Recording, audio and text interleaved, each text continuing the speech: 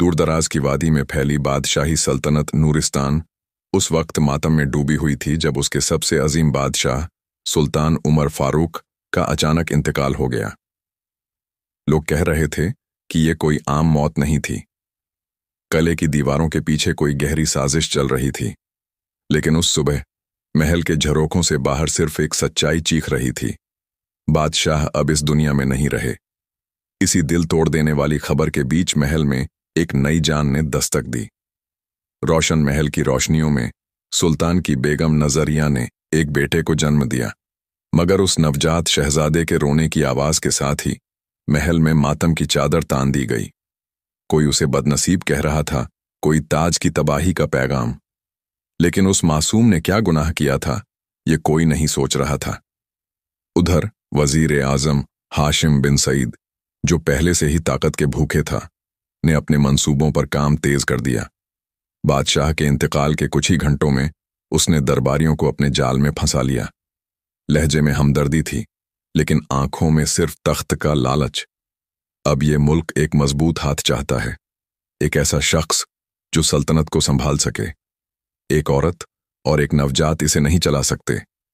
ये कहते हुए उसने तख्त की तरफ देखा, जैसे वो पहले ही उसका बन चुका हो। बेगम नजरिया को यह सब समझने में देर नहीं लगी। वो जानती थी कि हाशिम सिर्फ वफादार नहीं, एक चालाक गद्दार भी है। लेकिन जब उन्होंने इसका विरोध करना चाहा, तो वजीर ने अपने सिपाहियों के जरिए उन्हें और नवजात शहजादे को रातों रात महल से बेदखल करवा दिया। सर्द रात थी, हवाएं तेज थीं और बारिश जैसे उनके दर्द पर आंसू बहा रही थीं।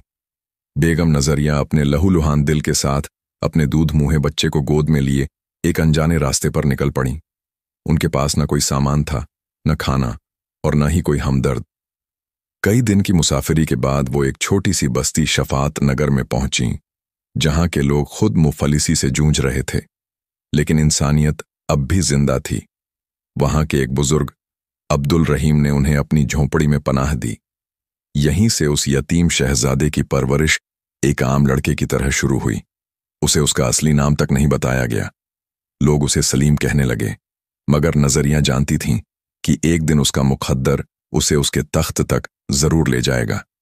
वक्त गुजरता गया। नजरिया ने अपने बेटे सलीम को मेहनत, ईमानदारी और सब्र का सबक दिया। वो चाहती थीं कि उसका बेटा इंसानियत की मिसाल बने, चाहे उसका अतीत कैसा भी हो। सलीम बचपन से ही अपने साथियों से अलग था। नजरें नीची, दिल बड़ा और ख्वाब बहुत ऊंचे। वह बस्ती में सबका दुलारा बन चुका था। उसका अंदाज शहजादों जैसा नहीं, लेकिन उसकी सोच किसी बादशाह से कम भी नहीं थी। उधर महल के अंदर तख्त पर बैठे वजीर हाशिम का जलवा दिन ब दिन बढ़ता जा रहा था। वह खुद को सुल्तान हाशिम कहलवाता था और हर तरफ उसकी सल्तनत का डंका बजता था। मगर उसका दिल सुकून से खाली था। उसे डर था कि कहीं असली वारिस वापस न आ जाए।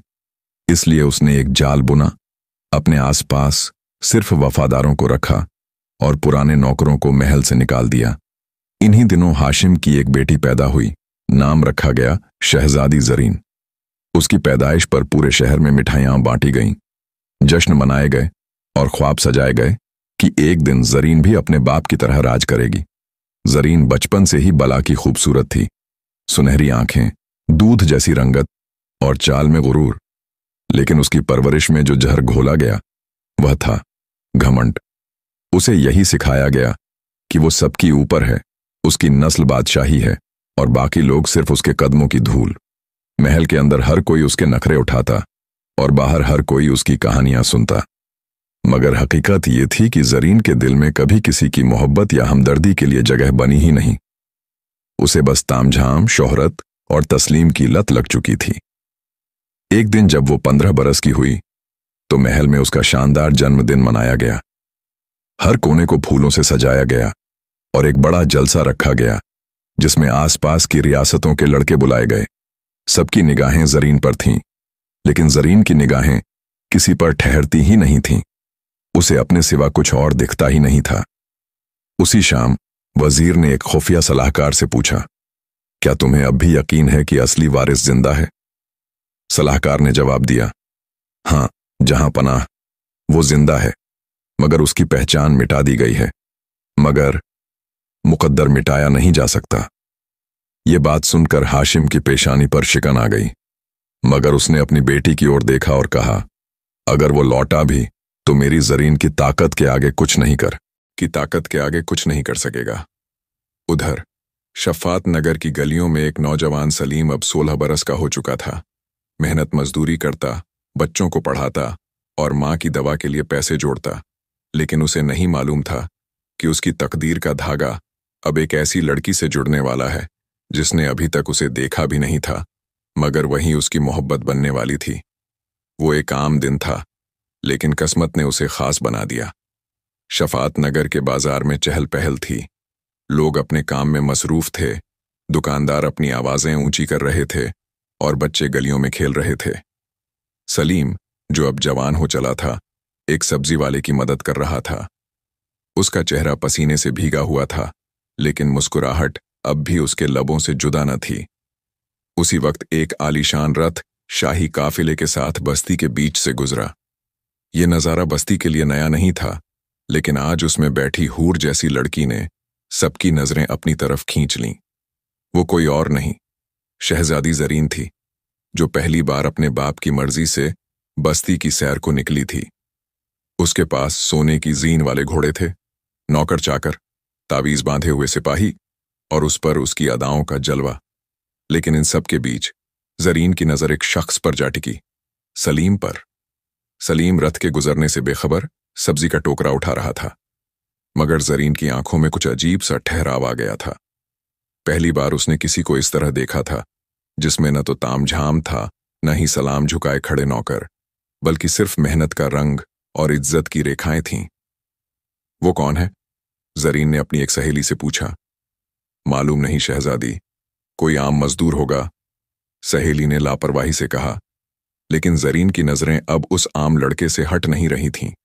रथ धीरे धीरे आगे बढ़ा, लेकिन उसका दिल जैसे उसी गली में अटक गया। उधर सलीम ने जैसे ही रथ को जाते देखा, वो एक पल को ठहर गया। उसकी आंखों में जरीन की एक झलक समा चुकी थी। उसे यह भी नहीं पता था कि वह कौन है, कहां से आई है, लेकिन कुछ तो था उस आंखों में, एक शहजादी, मगर किसी गुरूर से अलग, जैसे कोई पुराना ख्वाब। उस रात सलीम बहुत देर तक जागता रहा। वो आंखें उसके जहन से निकलती ही नहीं थीं। और जरीन, वो भी अपने कमरे की खिड़की से बाहर आसमान को ताकती रही, जैसे किसी अनकही दास्तान को समझने की कोशिश कर रही हो। इस पहली नजर ने कुछ ऐसा पैदा कर दिया था जिसे अल्फाज में कहना आसान नहीं। न सलीम को यह समझ आया कि यह क्या था, और न जरीन को, लेकिन मोहब्बत का पहला बीज जमीन में पड़ चुका था। अब बस वक्त था उसे उगने और तकरार से टकराने का। शहजादी जरीन की रातें अब बदल चुकी थीं। वो जो कभी आईने में सिर्फ अपनी खूबसूरती को देखा करती थी, अब खुद से सवाल करने लगी थी। वो लड़का कौन था? उसकी अदाओं और नजरों में कुछ ऐसा असर था कि जरीन का मगरूर दिल भी एक लम्हे के लिए झुक गया था। इधर सलीम के दिल में भी खलिश सी उठने लगी थी। वो एक आम लड़का था और शहजादी एक ताज की वारिस, लेकिन दिल तो कोई दर्जा नहीं पूछता, उसे बस एहसास चाहिए होता है। और सलीम उस एक झलक को भुला नहीं पा रहा था। उसने कुछ दोस्तों से पूछताछ की और जल्द ही जान गया कि जो लड़की उसने देखी थी वो कोई आम लड़की नहीं, बल्कि वजीर हाशिम की बेटी शहजादी जरीन थी। सलीम को यह जानकर हैरत हुई कि जिसके बाप ने कभी उसके अब्बा का तख्त छीन लिया था, आज उसी की बेटी उसके ख्वाबों में बस गई है। वो जानता था कि यह मोहब्बत आसान नहीं होगी, लेकिन उसकी आंखों में डर नहीं, कुछ कर गुजरने की चाहत थी। एक हफ्ता बीत गया। जरीन रोज अपने बाग में टहलती, लेकिन उसकी नजरें हमेशा बस्ती की तरफ जातीं, जैसे किसी को ढूंढ रही हों। आखिर एक दिन उसने अपनी सहेली के जरिए खबर भिजवाई, मैं उस लड़के से मिलना चाहती हूं। सलीम पहले तो हैरान हुआ, मगर फिर उसने अल्लाह का नाम लेकर मिलने का फैसला किया। जरीन ने एक पुराना बाग चुना जहां शाही पहरेदार नहीं आते थे। वहीं उनकी पहली मुलाकात हुई। तुम वही हो ना जो सब्जी उठाया करते हो? जरीन ने सीधा सवाल किया। जी, सलीम नाम है मेरा, उसने नजरें झुकाकर जवाब दिया। जरीन ने थोड़ी देर तक उसे देखा, फिर बोली, तुम आम हो, लेकिन अजीब बात है, तुम जैसे लोगों को देखकर दिल को सुकून मिलता है। सलीम मुस्कुराया। हम आम लोग सुकून में ही जिए तो हैं, शहजादी। इस मुलाकात में दो अलग जहानों के लोग एक लम्हे के लिए पास आ गए। जरीन को पहली बार किसी ने बिना चापलूसी के जवाब दिया था और सलीम को पहली बार लगा था कि शहजादी का दिल भी नर्म हो सकता है। मगर जरीन का घमंड अभी पूरी तरह टूटा नहीं था। जाते जाते उसने कहा, तुम अच्छे हो लेकिन याद रखना, मैं शहजादी हूं। ये रिश्ता आसान नहीं। सलीम ने धीरे से कहा, मैंने कभी आसान रास्तों की उम्मीद नहीं की, लेकिन जो सच्चा हो उसके लिए लड़ना आता है मुझे। ये अल्फाज जैसे जरीन के दिल में उतर गए। वो बिना कुछ बोले पलट गई, लेकिन उसका दिल अब सलीम के नाम की दस्तक सुन चुका था। मगर दोनों को नहीं मालूम था कि उनकी ये मुलाकात अब उन्हें ऐसी मुश्किलों की तरफ ले जाएगी जहां मोहब्बत से ज्यादा तकरार उनका इम्तिहान लेगी। कुछ दिनों तक सलीम और जरीन की मुलाकातें चलती रहीं। बाग में, कभी नदी किनारे, कभी पुराने किले के पीछे, वहां जहां दुनिया की नजरें उन पर न पड़ें। इन मुलाकातों में न कोई झूठ था, न कोई दिखावा। सलीम का सादगी भरा अंदाज और जरीन की आंखों में धीरे धीरे पिघलता हुआ घमंड मोहब्बत की एक नई तर्ज लिख रहे थे। मगर मोहब्बत का रंग जितना गहरा होता है, उतना ही उसे छुपाना मुश्किल हो जाता है। वजीर हाशिम, जो अब पूरी रियासत का मालिक बना बैठा था, बहुत चालाक था। एक दिन उसके खास मुखबिर ने उसे खबर दी, हुजूर, शहजादी अक्सर बस्ती की तरफ जाती हैं और किसी नौजवान से मुलाकात करती हैं। वजीर की पेशानी पर बल पड़ गए। कौन है वो नौजवान? उसने गुर्राते हुए पूछा। नाम तो सलीम है, लेकिन हुजूर, उसके चेहरे में कुछ अजीब सी शबीह है, जैसे वो किसी शाही खानदान से ताल्लुक रखता हो। वजीर का दिल कांप गया, जैसे कोई भूली हुई साजिश फिर से जिंदा हो गई हो। उधर सलीम की मां, बीबी मरियम, अब समझ चुकी थीं कि उनके बेटे के दिल में कोई है। एक रात जब सलीम अपने कपड़े ठीक करते हुए शीशे के सामने खड़ा था, उन्होंने मुस्कुराकर पूछा, कौन है वो लड़की जिसके लिए अब तू घड़ी घड़ी आईना देखता है? सलीम चुप रहा। मां पास आईं, उसके कंधे पर हाथ रखा और कहा, बेटा, मोहब्बत करना गुनाह नहीं, लेकिन याद रख, जो मोहब्बत गलत जगह जाए वो दिल भी तोड़ती है और किस्मत भी। सलीम ने आहिस्ता से मां के कदमों में बैठकर कहा, अम्मी, वो कोई और नहीं, वजीर हाशिम की बेटी जरीन है। मरियम का चेहरा फीका पड़ गया। उनकी आंखों में बरसों की तकलीफें तैर आईं। उन्होंने कांपते लहजे में कहा, बेटा, वही वजीर जिसने तेरे अब्बा का तख्त छीन लिया, जिसने हमें महल से निकालकर दर दर भटकाया, क्या तू उसी के खानदान में मोहब्बत खोजेगा? सलीम का दिल टूटा, लेकिन उसने मजबूती से कहा, अम्मी, मोहब्बत ने कभी खून या खानदान नहीं देखा, वो तो दिल से होती है, और मेरा दिल अब उसके बिना अधूरा है। मरियम की आंखें भर आईं।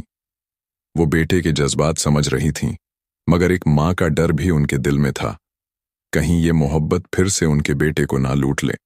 और उधर वजीर हाशिम ने अपने सिपाहियों को हुक्म दे दिया था, उस लड़के को तलाश करो और मेरी बेटी को उससे अलग कर दो। वो रियासत की वारिस है, किसी बस्ती के लड़के की मोहब्बत नहीं। कहानी ने अब नया मोड़ लिया था। मोहब्बत की पहली परछाइयों के बाद अब जंग की स्याह लकीरें खिंच चुकी थीं। वजीर हाशिम की नींदें उड़ चुकी थीं। उसे अब यकीन हो चला था कि वो नौजवान जो शहजादी जरीन के दिल में घर कर चुका है, कोई मामूली लड़का नहीं। उसका चेहरा किसी पुराने राज्य का आईना बन चुका था। वो चेहरा बिल्कुल उसी बादशाह का जिसे उसने धोखा देकर मौत की नींद सुलाया था। हाशिम ने अपने सबसे चालाक सिपाही फराज को बुलाया और कहा, मुझे उस लड़के की पूरी हकीकत चाहिए। माँ बाप कौन है, कहाँ रहता है और किस खानदान से है, और अगर कुछ छुपा हो तो उसका भी नकाब उतरना चाहिए। फराज ने सिर झुकाया और चल पड़ा। इधर सलीम और जरीन की मोहब्बत अपने रंग पकड़ रही थी। जरीन का दिल अब सलीम के नाम का दीवाना हो चला था। उसका मगरूर चेहरा अब मुस्कुराने लगा था। उसकी आंखें अब नमी को पहचानने लगी थीं, मगर मोहब्बत की ये रोशनी अभी भी अंधेरे की दहलीज पर खड़ी थी। एक शाम जब जरीन और सलीम पुराने किले में मिल रहे थे, सलीम ने कहा, जरीन, कभी सोचा है कि अगर मैं तुझसे दूर हो जाऊं तो क्या करेगी तू? जरीन ने ठंडी सांस लेकर कहा, मैं तो तुझसे दूर रह ही नहीं सकती सलीम, लेकिन तू क्यों ऐसे सवाल करता है? सलीम चुप रहा। वो जानता था इस मोहब्बत की डोर अब कमजोर पड़ने लगी है, क्योंकि हुक्मरानों को जब सच पसंद नहीं आता तो वो मोहब्बत से पहले उसे कुचलते हैं।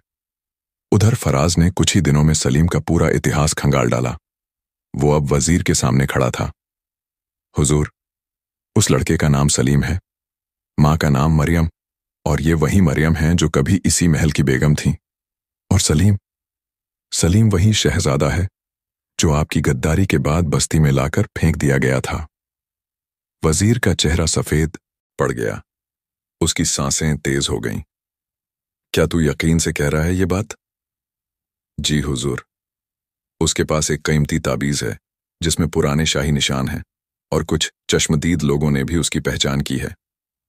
अब वजीर के पास दो ही रास्ते थे, या तो वो इस सच्चाई को हमेशा के लिए दफना दे या फिर सलीम को खत्म कर दे।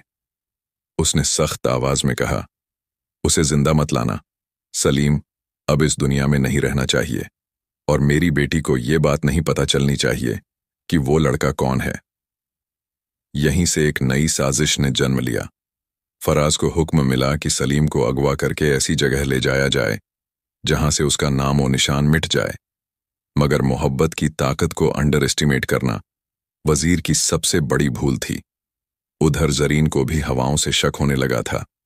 उसने अपनी सहेली से कहा, मुझे डर लग रहा है, कहीं मेरी मोहब्बत को कोई साजिश निगल न जाए। अभी ये डर बस एक ख्याल था, लेकिन जल्द ही ये हकीकत बनकर उसकी रूह तक को हिला देने वाला था। शाम ढल चुकी थी। सूरज की आखिरी किरण जैसे किसी इम्तिहान का इशारा दे रही थी। सलीम उस रोज जरीन से मिलने बाग की उस कोठी में जा रहा था जहां उनकी मुलाकातें अक्सर होती थीं। दिल में एक बेचैनी थी, एक अनजाना सा डर, लेकिन मोहब्बत ने उसकी सोच पर पर्दा डाल रखा था। वहीं दूसरी ओर फराज और उसके दो नकाबपोश सिपाही पेड़ों की ओट में सलीम का इंतजार कर रहे थे। उनके हाथों में तलवारें थीं और आंखों में बेरहमी। जैसे ही सलीम वहां पहुंचा, जरीन उसे देखते ही मुस्कुरा उठी, लेकिन उस मुस्कुराहट के पीछे उदासी छिपी थी। उसने धीरे से कहा, सलीम, तूने कभी सोचा है कि अगर हम एक नहीं हो पाए तो? सलीम ने उसका हाथ थामा और कहा, अगर इस जिंदगी में न हो पाए तो अगली जिंदगी में जरूर होंगे। लेकिन उनकी ये बात पूरी भी न हो पाई थी कि अचानक पीछे से नकाब पोशों ने हमला कर दिया। सलीम ने जरीन को पीछे किया और खुद आगे आ गया। उसके पास कोई हथियार नहीं था, मगर दिल में मोहब्बत थी और नसों में शहजादे का खून। पहले वार से ही उसका कंधा लहूलुहान हो गया, मगर उसने हार नहीं मानी। एक सिपाही की तलवार छीनकर उसने पलटवार किया। सलीम की आंखों में अब वही तेज था जो एक सच्चे वारिस की पहचान होती है। उसने दो सिपाहियों को जख्मी कर दिया, लेकिन तभी तीसरे ने पीछे से वार किया और सलीम बेहोश होकर जमीन पर गिर पड़ा। जरीन चीख उठी, सलीम! उसकी चीख से पूरा बाग गूंज गया, मगर नकाबपोशों ने सलीम को उठाया और अंधेरे में गायब हो गए। जरीन बेबस थी, उसकी आंखों से आंसू बहते जा रहे थे। वो समझ चुकी थी कि सलीम पर कोई साजिश हुई है, मगर कौन दुश्मन है ये वो नहीं जानती थी। उधर बीबी मरियम को जब देर रात तक सलीम की कोई खबर न मिली तो वो सड़कों पर निकल पड़ी। वो हर गली, हर नुक्कड़, हर बस्ती में बेटे को पुकारती रहीं। लोग उन्हें देख रोने लगे, क्योंकि वो माँ अब एक बार फिर से टूटी हुई नजर आ रही थी। इधर वजीर हाशिम ने एक और चाल चली। उसने जरीन के कमरे में जाकर गुस्से से कहा, आज के बाद तुझे उस लड़के से कोई ताल्लुक नहीं रखना है। वो तुझसे झूठ बोल रहा था, वो एक धोखेबाज है। जरीन ने सवाल किया, कैसे यकीन करूं अब्बा, कौन है वो लड़का? हाशिम ने झूठ बोला, वो किसी बदनाम खानदान का लड़का है, तुझसे शादी करके तेरे जरिए रियासत पर कब्जा करना चाहता है। जरीन को ये बात चुभ गई। उसके दिल ने कहा, नहीं, सलीम ऐसा नहीं हो सकता। लेकिन वो मजबूर थी। सलीम न जाने कहाँ था, जिंदा भी या नहीं ये भी मालूम नहीं। अभी मोहब्बत की कश्ती तूफानों में घिरी थी, और असली तूफान तो आने बाकी था। जब सलीम की आंख खुली तो सामने सिर्फ अंधेरा था। उसे अपने सिर में तेज दर्द महसूस हुआ और शरीर में कमजोरी। उसके हाथ और पैर लोहे की जंजीरों में जकड़े हुए थे। वह किसी वीरान तहखाने में पड़ा था। दीवारें सीलन से भीगी हुई थीं और हवा में घुटन थी। कई घंटों तक वह बस यही सोचता रहा कि उसे यहां क्यों लाया गया, किसने हमला करवाया, और सबसे अहम बात, क्या जरीन ठीक है? उधर जरीन अब चुप नहीं बैठी थी। उसने तय कर लिया था कि सलीम को हर हाल में ढूंढ निकालेगी। उसने अपनी सबसे वफादार दाई रशीदा खातून को बुलाया और कहा, तुम्हें मेरी कसम है रशीदा अम्मी, मुझे वो लड़का चाहिए, चाहे जिंदा या मुर्दा, लेकिन मुझे उसकी सच्चाई जाननी है। रशीदा ने पहले तो मना किया, क्योंकि वो जानती थी वजीर हाशिम की क्रूरता, लेकिन जब जरीन की आंखों में सच्ची मोहब्बत और आंसू देखे तो उसने हामी भर ली। मैं तुम्हें उसकी मां के पास ले चलती हूं, रशीदा ने धीरे से कहा। उसी से तुम्हें सब मालूम होगा। जरीन ने अपना हुलिया बदला, सादे कपड़े पहने और चुपके से महल से निकल पड़ी।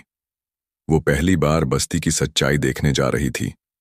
वहीं बस्ती जहां सलीम ने अपनी जिंदगी के सबसे मुश्किल दिन गुजारे थे, वहीं तहखाने में सलीम धीरे धीरे होश में आ रहा था। जब सिपाही खाना देने आए तो उसने चुपके से एक लकड़ी का टुकड़ा ले लिया। उसका इरादा अब वहां से भागने का था। वो समझ गया था कि कोई बहुत बड़ा सच छिपाया जा रहा है और उस तक पहुंचने का रास्ता सिर्फ आजादी है। उधर जरीन और रशीदा बस्ती पहुंचे। वहां उन्होंने बीबी मरियम को ढूंढ निकाला। जैसे ही मरियम की नजर जरीन पर पड़ी, वो कांप उठी। उसकी आंखों में डर था और लबों पर चुप्पी, लेकिन जरीन ने उसके सामने घुटनों पर बैठकर कहा, मैं आपसे सलीम के बारे में जानने आई हूं। वो कहाँ है और कौन है वो? मेरी जान उससे जुड़ी है बीबी। मरियम की आंखें भर आईं। इतने सालों से जो राज उसके सीने में दफन था, आज वो उसके हलक में अटक गया। तू उस लड़के से मोहब्बत करती है? उसने कांपती आवाज में पूछा। हाँ, जरीन ने कहा। अगर वो मेरी मोहब्बत के लायक नहीं तो फिर कोई भी नहीं। मरियम ने एक लंबा सांस लिया और कहा, सलीम शहंशाह कैफ का बेटा है, तख्त का असली वारिस, और मैं इस रियासत की सच्ची बेगम। जरीन सन्न रह गई। उसके पांव से जमीन खिसक गई। अब उसे समझ आ गया था कि क्यों उसके अब्बा वजीर हाशिम सलीम को खत्म करना चाहते हैं। मगर अब वो जरीन नहीं रही थी जो हर बात पर यकीन कर ले। अब वो हक़ और मोहब्बत की लड़ाई लड़ने वाली शहजादी बन चुकी थी। जरीन के दिल पर जैसे बिजली गिरी थी। जिसे वो एक मामूली लड़का समझ बैठी थी, वो असल में तख्त का वारिस था। रियासत की हकीकत उसके सामने खुल चुकी थी, मगर साथ ही ये भी समझ आ गया था कि उसकी मोहब्बत कोई आसान रास्ता नहीं थी। अब ये एक जंग बन चुकी थी, जिसमें सलीम का हक वापस लाना उसकी मोहब्बत का हिस्सा था। बीबी मरियम ने उसकी हथेलियां थामते हुए कहा, बेटी, अगर तू वाकई सलीम से मोहब्बत करती है तो अब तुझे उसे बचाना होगा। उसके दुश्मन बहुत ताकतवर हैं। जरीन ने आंखों में आंसू भरकर वादा किया, मैं अपनी जान भी दे दूंगी, लेकिन सलीम को तख्त का हक दिलाकर रहूंगी। इधर तहखाने में सलीम ने लकड़ी के टुकड़े से अपनी जंजीरें खोलने की कोशिश शुरू कर दी थी। उसके हाथ लहूलुहान हो गए थे, लेकिन इरादा फौलाद बन चुका था। वो जानता था कि अब अगर वो यहां से नहीं निकला तो हमेशा के लिए अपनी मोहब्बत और अपना हक खो देगा। रात का वक्त था। पहरेदार सुस्त हो चुके थे। सलीम ने मौका पाकर जोर लगाया और जंजीर तोड़ दी। फिर धीरे धीरे तहखाने का दरवाजा खोलकर बाहर निकला। अंधेरी गलियों से गुजरते हुए वो बस्ती की तरफ भागा, अपनी मां और जरीन की तरफ, जिन्हें वो अब और अकेला छोड़ना नहीं चाहता था। उधर जरीन ने रशीदा अम्मी के जरिए कुछ वफादारों को इकट्ठा करना शुरू कर दिया। वो जानती थी कि वजीर हाशिम के खिलाफ खुला ऐलान करना खुदकुशी थी, लेकिन अब मोहब्बत और इंसाफ की आवाज को दबाना उसके लिए मुमकिन नहीं था। रात के तीसरे पहर जरीन बस्ती के एक पुराने मकान में उन लोगों से मिली जो कभी कैफ बादशाह के वफादार रह चुके थे। उनमें कुछ बूढ़े सिपाही थे, कुछ पुराने वजीर और कुछ साधारण लोग जो अब तक वजीर हाशिम के जुल्म से डरते हुए चुप थे। जरीन ने बिना किसी शहजादी वाली नफासत के सीधा कहा, अगर आज हम नहीं उठे तो आने वाली नस्लें हमें माफ नहीं करेंगी। ये लड़ाई सिर्फ एक लड़के की नहीं बल्कि इंसाफ की है। क्या तुम सब मेरा साथ दोगे? चंद लम्हों की खामोशी के बाद एक बूढ़े सिपाही ने तलवार उठाई और कहा, हम मर भी गए तो सरफराज मरेंगे। हम तुम्हारे साथ हैं शहजादी। एक एक करके सबने हामी भर दी। बस्ती की टूटी दीवारों के बीच एक इंकलाब की चिंगारी सुलग चुकी थी। इसी बीच दरवाजे पर एक साया दिखाई दिया। जरीन की धड़कन रुक गई। वो सलीम था, बुरी तरह जख्मी, लेकिन आंखों में वही मोहब्बत और हिम्मत लिए हुए। जरीन दौड़कर उसके पास पहुंची और उसे थाम लिया। सलीम ने थकी हुई आवाज में कहा, मैं लौट आया हूं जरीन, अब किसी जंजीर का गुलाम नहीं बनूंगा। और पहली बार सलीम को महसूस हुआ कि मोहब्बत ने उसे सिर्फ एक महबूब ही नहीं दिया, बल्कि एक पूरी रियासत की उम्मीद भी दे दी थी। सलीम और जरीन ने अपनी मुसीबतों और दर्द को एक साथ महसूस किया था, लेकिन अब ये दोनों उस दर्द को अपनी ताकत बना चुके थे। सलीम ने जरीन को अपनी गले में बाहें डालकर कहा, अब हमारी मोहब्बत को कोई भी ताकत नहीं तोड़ सकती। ये तख्त और महल अब हमारे नहीं, बल्कि हमारे हक़ का है। जरीन ने उसकी आंखों में देखा और फिर कहा, तुमने सही कहा सलीम, ये लड़ाई हमारी नहीं, बल्कि उन सब की है जो हमेशा से गुलाम रहे हैं। अब हमें खड़ा होना है और इस जुल्म का हिसाब लेना है। सलीम और जरीन दोनों ने अपने दोस्तों और बस्ती के लोगों से मदद लेना शुरू कर दिया। उन्होंने धीरे धीरे महल तक पहुंचने की योजना बनाई। जरीन जानती थी कि महल तक पहुंचने के लिए उन्हें न सिर्फ वजीर हाशिम की साजिशों को तोड़ना होगा, बल्कि उसकी बेटी फरीदा को भी इस जंग में शामिल करना होगा, जो उसे अपनी शहजादी मानती थी। जब फरीदा को इस बारे में बताया गया तो वह चौंक गई। क्या तुम सच में चाहते हो कि मैं अपने पिता के खिलाफ जाऊं? उसने सवाल किया। जरीन ने उसकी आंखों में देखा और कहा, तुम्हारी मां के गम ने तुम्हारी जिंदगी को सिखाया है कि सही और गलत के बीच फर्क करना जरूरी है। तुम अगर मेरे साथ हो तो हम सभी को उस जुल्म से बाहर निकाल सकते हैं। फरीदा के मन में हलचल मच गई। वह जानती थी कि उसके पिता ने कभी इंसाफ का रास्ता नहीं अपनाया, लेकिन फिर भी उसका दिल उसके लिए कुछ कर दिखाने की जिद में था। ठीक है, फरीदा ने कहा, मैं तुम्हारे साथ हूं। तुमने सही कहा, अब हमें अपने लोगों के लिए खड़ा होना होगा। अब चारों तरफ से मदद मिलने लगी थी। जरीन, सलीम और फरीदा के नेतृत्व में महल की ओर जाने वाला हर रास्ता भर चुका था। उनका इरादा अब सिर्फ एक था, वजीर हाशिम को सत्ता से उखाड़ फेंकना और उसे उसके किए हुए जुल्मों का हिसाब देना। सलीम ने कहा, अगर हमें उस तख्त तक पहुंचना है तो हमें सबसे पहले उसके गुप्त दरवाजों को ढूंढना होगा, ताकि हम अचानक हमला कर सकें। मुझे यकीन है कि वजीर हाशिम ने महल में किसी तरह की कड़ी सुरक्षा बनाई है, लेकिन अगर हम उसकी कमजोरियों को जान जाएं तो हम उसे हराकर अपनी सल्तनत फिर से हासिल कर सकते हैं।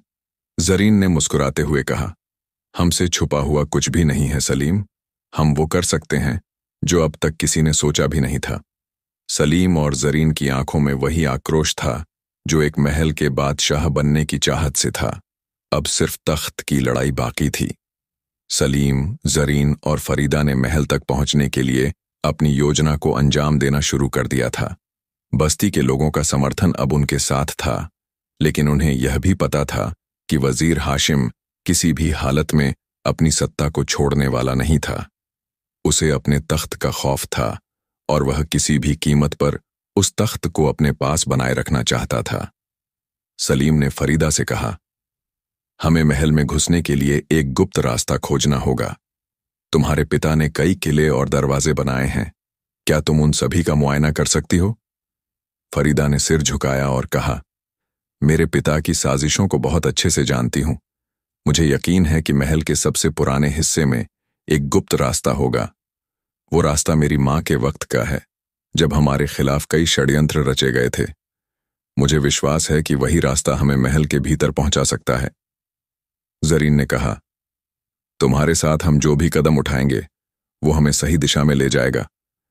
अब हमें किसी भी हालत में चुप नहीं बैठना। हमारी मोहब्बत और इंसाफ की जीत होनी चाहिए। तीनों ने अपने कदम महल की ओर बढ़ाए, लेकिन जैसे ही वे महल के पास पहुंचे, उन्हें महसूस हुआ कि एक अजीब सी सर्द हवा उनके रास्ते में आ रही थी। किसी ने उन्हें देख लिया था। फरीदा ने कहा, सावधान रहो, यह गुप्त रास्ता वजीर हाशिम तक भी पहुंचता है। अगर हमने एक भी गलती की तो हमें पकड़ लिया जाएगा। फिर भी उन्होंने रुकने का नाम नहीं लिया।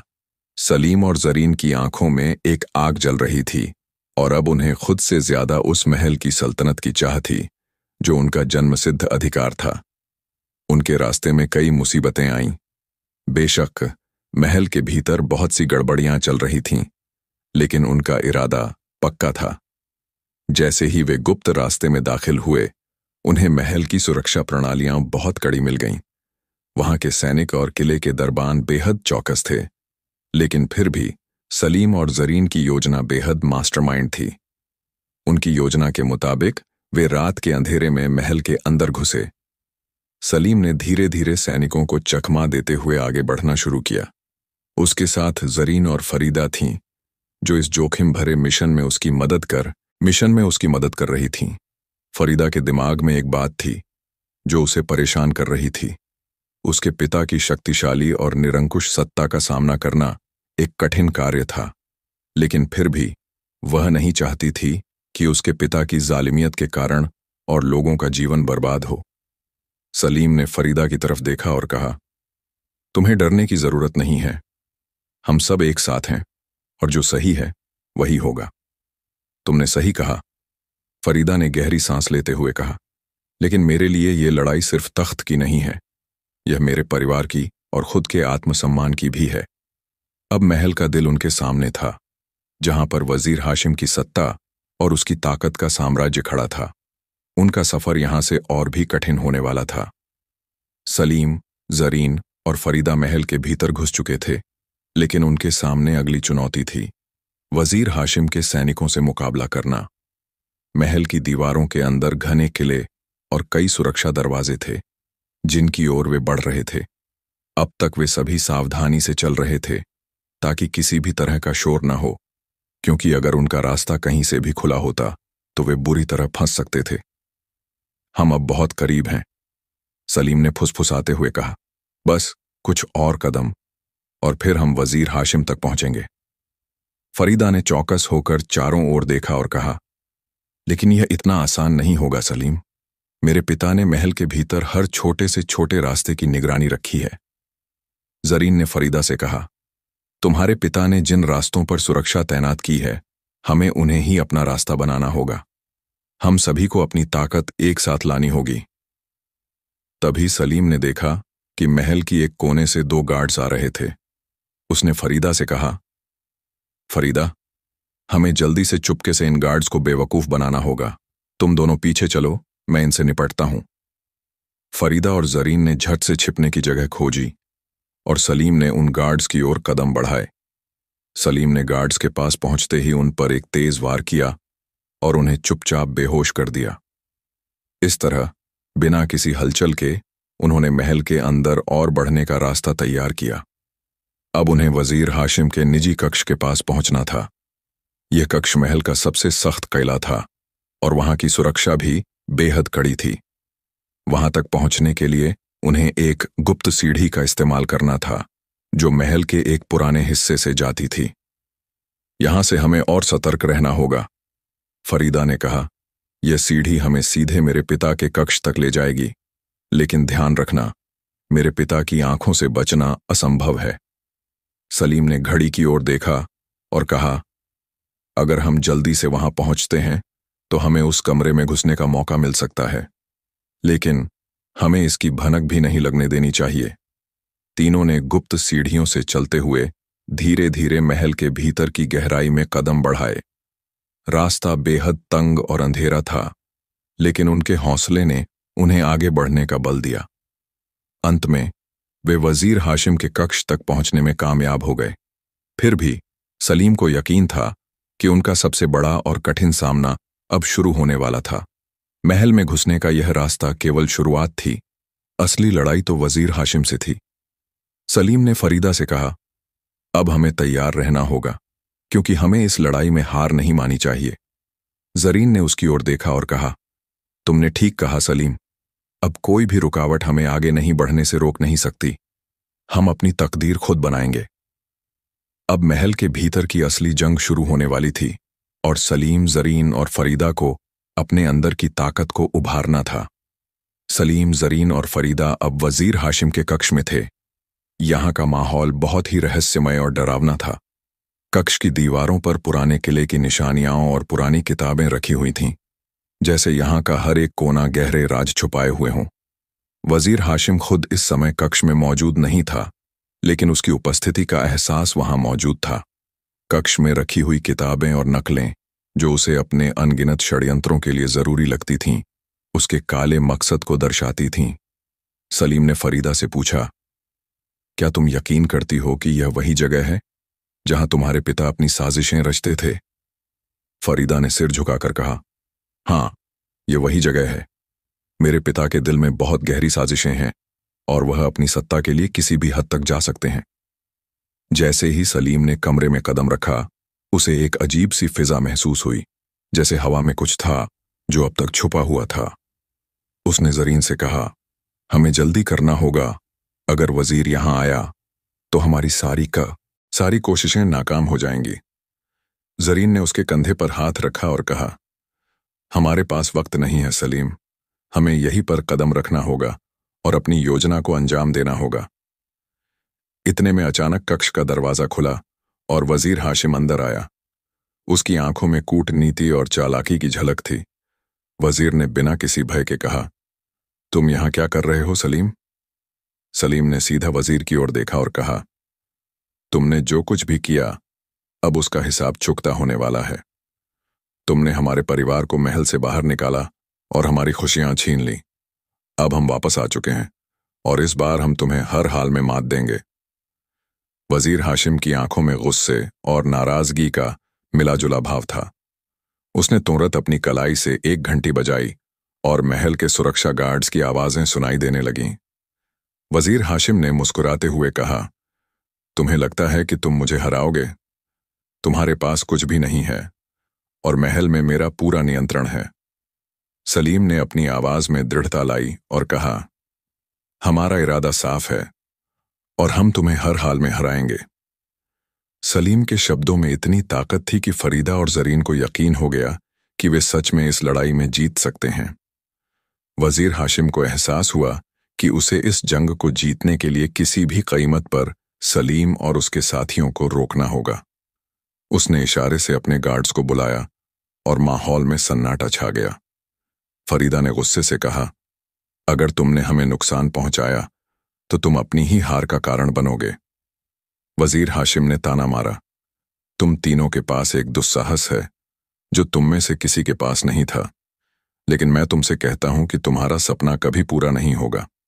अब महल के अंदर हर कोण पर सैन्य के साए थे और सलीम को यह महसूस हुआ कि अब उनका हर कदम और भी सावधानी से उठाना होगा। लेकिन इस बार उनके दिलों में डर नहीं था। वे सब जानते थे कि चाहे जैसे भी हो, वजीर हाशिम की साजिशों को खत्म करना ही होगा। सलीम और उसके साथियों ने महल के कक्ष में वजीर हाशिम से सामना किया और अब उनकी चुनौती बढ़ने वाली थी। गार्ड्स की तेज कदमों की आवाजें गूंज रही थीं और सलीम के सामने सच्चाई यही थी कि उनके पास अब केवल एक रास्ता था, लड़ाई। हमारे पास कोई और रास्ता नहीं बचा है, सलीम ने जरीन और फरीदा से कहा। अगर हमें महल पर कब्जा करना है तो हमें यहां की हर एक दीवार को गिराना होगा। फरीदा ने कड़ा फैसला लिया और कहा, सलीम, हम डरने वाले नहीं हैं। हमारी ताकत हमारे इरादों में है और तुम जानते हो हमारा इरादा एक ही है, हमारी खोई हुई जिंदगी वापस लेना। जरीन ने अपनी आंखों में दृढ़ता दिखाते हुए कहा, हम चाहे जितनी भी मुश्किलें उठाए, इस बार हम हारने वाले नहीं हैं। सलीम ने उनकी बातों से प्रेरणा लेते हुए महल की दीवारों की ओर देखा। वह जानता था कि यह लड़ाई सिर्फ उनकी नहीं, बल्कि उन सभी की थी जो कभी वजीर हाशिम की तानाशाही का शिकार हुए थे। उसे यह समझ में आ गया था कि अब समय आ चुका था जब उसे खुद को साबित करना होगा। इतने में वजीर हाशिम के गार्ड्स दरवाजे को तोड़ते हुए कक्ष में घुस आए। सलीम ने अपनी तलवार निकाली और फरीदा को इशारा किया कि वह उसे ढकने के लिए तैयार हो जाए। जरीन ने भी अपनी तलवार संभाल ली और सभी तीनों ने अपनी स्थिति मजबूत कर ली। वजीर हाशिम ने एक गहरी हंसी के साथ कहा, तुम तीनों को क्या लगता है तुम हमें हरा सकते हो? यह तुम्हारी सबसे बड़ी भूल है। सलीम ने गंभीरता से कहा, तुम्हारा खेल अब खत्म होने वाला है हाशिम। और फिर एक भयंकर जंग शुरू हो गई।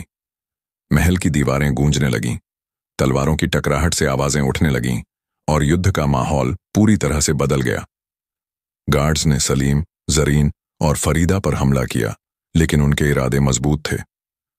सलीम ने अपनी तलवार से एक गार्ड को नष्ट किया और जरीन ने अपनी चतुराई से 2 और गार्ड्स को मात दी। फरीदा ने भी बहादुरी से लड़ाई लड़ी और एक गार्ड को जमीन पर गिरा दिया। उनका जोश देखकर यह साफ था कि वे कोई भी कीमत चुकाने के लिए तैयार थे। वे किसी भी हालत में हार मानने वाले नहीं थे।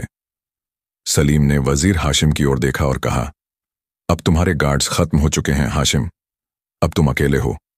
वजीर हाशिम ने तुरंत अपने सैनिकों को वापस बुलाया और फिर अपनी आंखों में गुस्से और चिढ़ का मिश्रण देखा। उसे यह महसूस हुआ कि सलीम और उसके साथियों की लड़ाई बहुत ही बड़ी है और अब यह किसी भी कीमत पर उसे रोकने के लिए हर हथकंडा अपनाना होगा। लेकिन अब सलीम को यह समझ में आ गया था कि यह केवल शारीरिक लड़ाई नहीं थी, यह लड़ाई उनके हक की थी और वह इस बार उसे। वजीर हाशिम ने अपनी तलवार निकाली और सलीम की ओर दौड़ा, लेकिन सलीम ने उसे बड़ी चतुराई से बचाया। एक ही झटके में सलीम ने वजीर हाशिम की तलवार को नष्ट कर दिया और उसे जमीन पर गिरा दिया। वजीर हाशिम के चेहरे पर शिकस्त के निशान थे और उसकी आंखों में अब कोई उम्मीद नहीं बची थी। सलीम ने वजीर हाशिम को अपनी तलवार से घेरते हुए कहा, अब तुम हमें कभी भी परेशान नहीं कर सकोगे, आज तुम्हारे सारे षड्यंत्र खत्म हो गए। फरीदा ने आकर कहा, तुम्हारे पिता के खून से भरी सत्ता अब सलीम के हाथों में आ चुकी है। सलीम ने तलवार को नीचे किया और वजीर हाशिम से कहा, तुम्हारे पास कोई तर्क नहीं है, तुम्हारी जंग अब खत्म हो चुकी है। वजीर हाशिम को एहसास हुआ कि उसकी सत्ता अब पूरी तरह खत्म हो चुकी है। उसने अपना सिर झुका लिया और उसने अपनी हार स्वीकार कर ली। तुम सही हो, उसने कहा, मैंने जो किया वह गलत था, मैं अपनी सजा स्वीकार करता हूं। सलीम ने वजीर हाशिम को देखा और कहा, तुमने हमारे परिवार को धोखा दिया, लेकिन अब इंसाफ हो चुका है। हम तुमसे बदला नहीं चाहते, केवल न्याय चाहते थे।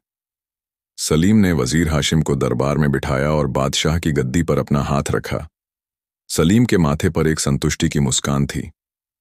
आज उसकी यात्रा पूरी हुई थी और वह जानता था कि अब उसकी मेहनत और संघर्ष रंग लाएगा। उसने सच्चे दिल से वादा किया कि वह कभी भी अपने लोगों को धोखा नहीं देगा और उनके अधिकारों की रक्षा करेगा।